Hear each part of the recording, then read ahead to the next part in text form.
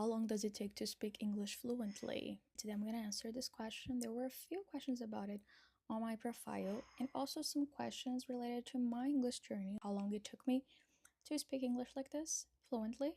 So I'm going to be answering these questions on this video. If you're interested, just keep watching it. As someone who teaches English, this is a pretty common question that my students have. How long is it going to take me to speak English fluently, to become advanced in English? I'm always so honest with my students when it comes to this question because I could lie and say, in 6 months, in a year, you'll be fluent, don't worry.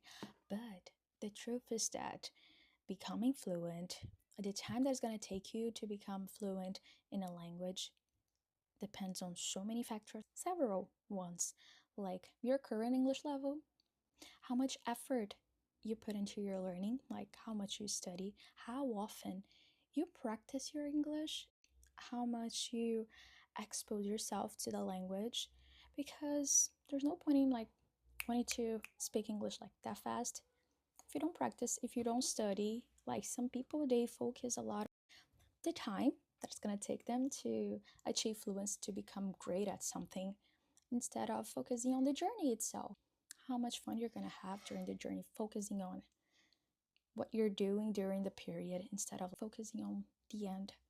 Not the end, because it's an endless journey. You need to be consistent to be great at something. There's no perfection yet, so you'll never be perfect at speaking English. You're going to be good at this, but not perfect. So these factors are something that you need to know once you start learning a second, third language, not only English, but have these in mind.